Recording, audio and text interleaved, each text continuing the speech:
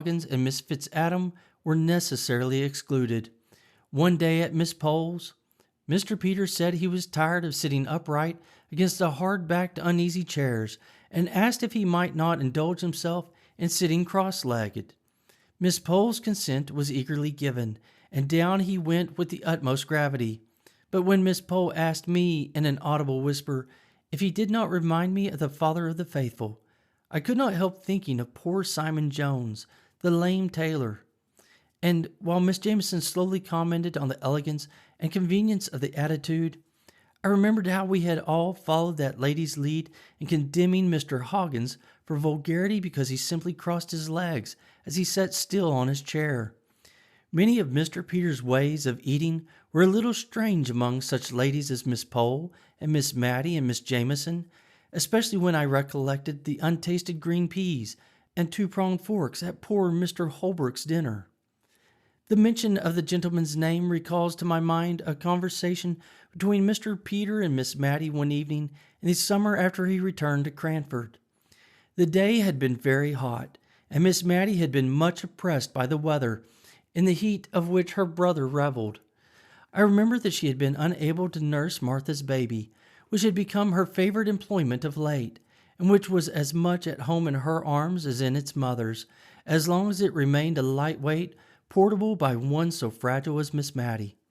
This day to which I refer, Miss Matty had seemed more than usual feeble and languid, and only revived when the sun went down, and her sofa was wheeled to the open window, through which, although it looked into the principal street of Cranford, the fragrant smell of the neighboring hayfields came in every now and then, borne by the soft breezes that stirred the dull air of the summer twilight, and then died away.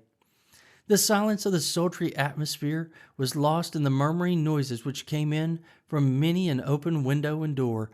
Even the children were abroad in the street, late as it was, between 10 and 11, enjoying the game of play for which they had not had spirits during the heat of the day. It was a source of satisfaction to Miss Matty to see how few candles were lighted, even in the apartments of these houses from which issued the greatest signs of life. Mr. Peter, Miss Matty, and I had all been quiet, each with a separate reverie, for some little time, when Mr. Peter broke in. "Do you know, little Matty, I could have sworn you were on the high road to matrimony when I left England that last time. If anybody had told me you would have lived and died an old maid then, I should have laughed in their faces." Miss Matty made no reply, and I tried in vain to think of some subject which should effectually turn the conversation. But I was very stupid, and before I spoke he went on. "It was Holbrook, that fine man fellow who lived at Woodley, that I used to think would carry off my little Matty. You would not think it now, I dare say, Mary, but this sister of mine was once a very pretty girl, at least I thought so, and so I've a notion did poor Holbrook. What business had he to die before I came home to thank him for all his kindness to a good-for-nothing cub as I was? It was that made me think he cared for you, for in all our fishing expeditions it was Matty we talked about. Poor Deborah! What a lecture she read me on having asked him home to lunch one day when she had seen the Arley carriage in the town and thought that my lady might call. Well, that's long years ago, more than half a lifetime, and yet it seems like yesterday. I don't know a fellow I should have liked better as a brother-in-law. You must have played your cards badly, my little Matty. Somehow or another wanted your brother to be a good go-between, eh, little one?" said he, putting out his hand to take hold of hers as she lay on the sofa. "Why, what's this? You're shivering and shaking, Matty, with that confounded open window. Shut it, Mary, this minute." I did so, and then stooped down to kiss Miss Matty and see if she really were chilled. She caught at my hand and gave it a hard squeeze, but unconsciously, I think, for in a minute or two she spoke to us quite in her usual voice and smiled our uneasiness away, although she patiently submitted to the prescriptions we enforced of a warm bed and a glass of weak nuggets. I was to leave Cranford the next day, and before I went I saw that all the effects of the open window had quite vanished.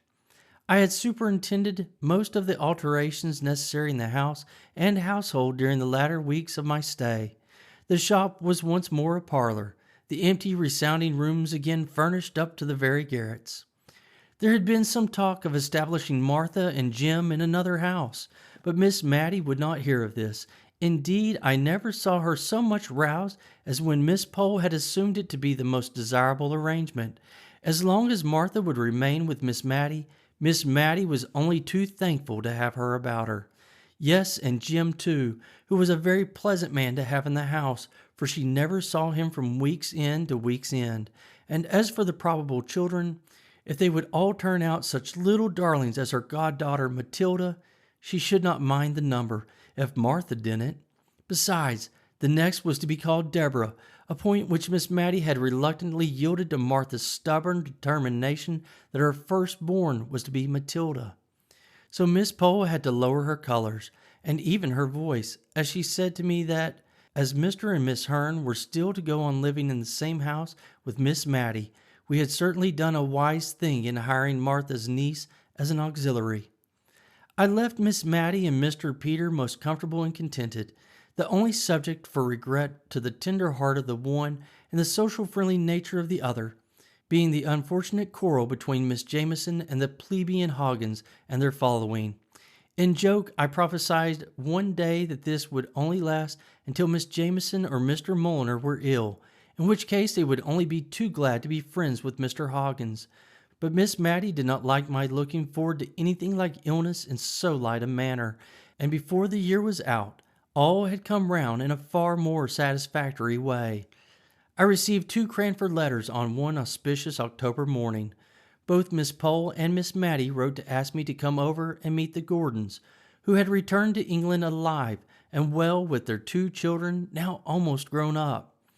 Dear Jessie Brown had kept her old kind nature, although she had changed her name and station, and she wrote to say that she and Major Gordon expected to be in Cranford on the 14th, and she hoped and begged to be remembered to Miss Jamieson. Miss Pole and Miss Matty, could she ever forget their kindness to her poor father and sister? Miss Forrester, Mr. Hoggins, and here again came an allusion to kindness shown to the dead long ago, his new wife, who as such must allow Miss Gordon to desire to make her acquaintance, and who was, moreover, an old Scotch friend of her husband's. In short, everyone was named, from the rector, who had been appointed to Cranford in the interim between Captain Brown's death and Miss Jessie's marriage, and was now associated with the latter event, down to Miss Betty Barker. All were asked to the luncheon, all except Miss Fitzadam, who had come to live in Cranford since Miss Jessie Brown's day, and whom I found rather moping on account of the omission. People wondered at Miss Betty Barker's being included in the honorable list, but then, as Miss Pole said, we must remember the disregard of the genteel proprieties of the life in which the poor captain had educated his girls, and for his sake we swallowed our pride. Indeed, Miss Jamieson rather took it as a compliment, as putting Miss Betty, formerly her maid, on a level with those Hoggins. But when I arrived in Cranford, nothing was as yet ascertained of Miss Jamieson's own intentions. Would the honorable lady go, or would she not? Mr. Peter declared that she should, and she would. Miss Pole shook her head and desponded. But Mr. Peter was a man of resources. In the first place, he persuaded Miss Matty to write to Miss Gordon, and to tell her of Miss Fitzadam's existence, and to beg that one so kind and cordial and generous might be included in the pleasant invitation. An answer came back by return of post, with a pretty little note for Miss Fitzadams, and a request that Miss Matty would deliver it herself and explain the previous omissions.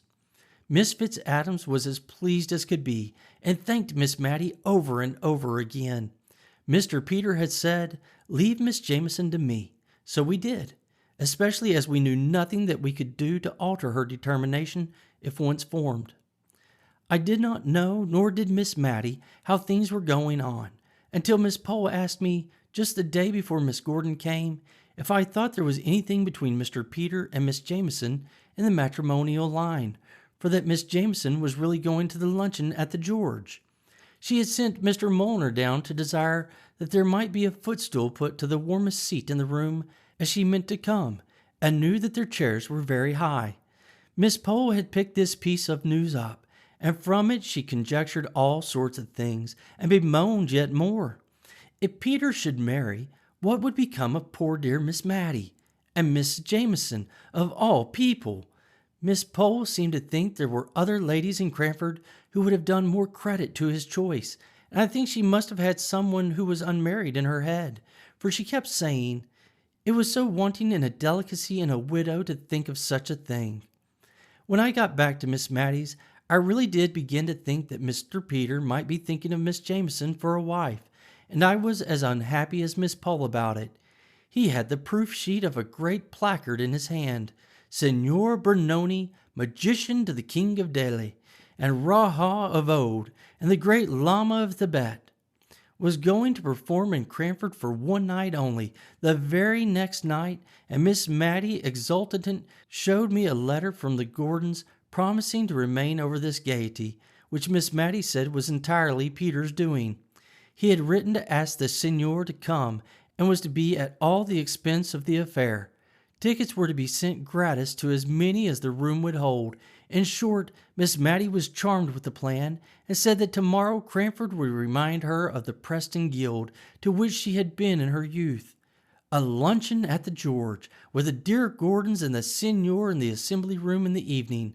But I looked only at the fatal words, under the patronage of the Honourable Miss Jamieson. She, then, was chosen to preside over this entertainment of Mr. Peters. She was perhaps going to displace my dear Miss Matty in his heart, and make her life lonely once more. I could not look forward to the morrow with any pleasure, and every innocent anticipation of Miss Matty's only served to add to my annoyance.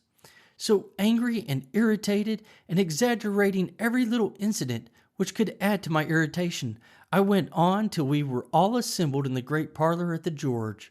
Mayor and Miss Gordon and pretty Flora and Mr. Lodovick were all as bright and handsome and friendly as could be, but I could hardly attend to them for watching Mr. Peter, and I saw that Miss Pole was equally busy. I had never seen Miss Jamieson so roused and animated before. Her face looked full of interest in what Mr. Peter was saying. I drew near to listen. My relief was great when I caught that his words were not words of love, but that, for all his grave face, he was at his old tricks. He was telling her of his travels in India, and describing the wonderful height of the Himalaya mountains. One touch after another added to their size, and each exceeding the former in absurdity. But Miss Jamieson really enjoyed all in perfect good faith. I suppose she required strong stimulants to excite her to come out for her apathy. Mr. Peter wound up his accounts by saying that, of course, at the altitude there was none of the animals to be found that existed in the lower regions. The game, everything was different. Firing one day at some flying creature, he was very much dismayed when it fell, to find that he had shot a cherubim.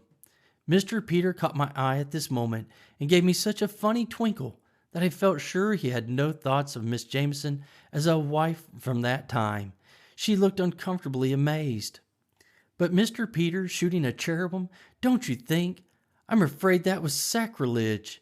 Mr. Peter composed his countenance in a moment, and appeared shocked at the idea, which, as he said truly enough, was now presented to him for the first time. But then Miss Jamieson must remember that he had been living for a long time among savages, all of whom were heathens. Some of them, he was afraid, were downright dissenters. Then, seeing Miss Matty draw near, he hastily changed the conversation, and after a little while, turning to me, he said, "Don't be shocked, prim little Mary, at all my wonderful stories. I consider Miss Jamieson fair game, and besides, I'm bent on propitiating her, and the first steps towards it is keeping her well awake. I bribed her here by asking her to let me have her name as patroness for my poor conjurer this evening, and I don't have to give her time enough to get up the rancor against the Hoggins, who are just coming in. I wanted everybody to be friends, for it harasses Matty so much to hear of these quarrels. I shall go at it again by and by, so you need not look shocked. I intend to enter the assembly room tonight with Miss Jamieson on one side and my lady Miss Hoggins on the other. You see if I don't." Somehow or another he did, and fairly got them into conversation together. Major and Miss Gordon helped at the good work with their perfect ignorance of any existing coolness between any of the inhabitants of Cranford. Ever since that day, There has been the old friendly sociability in Cranford society.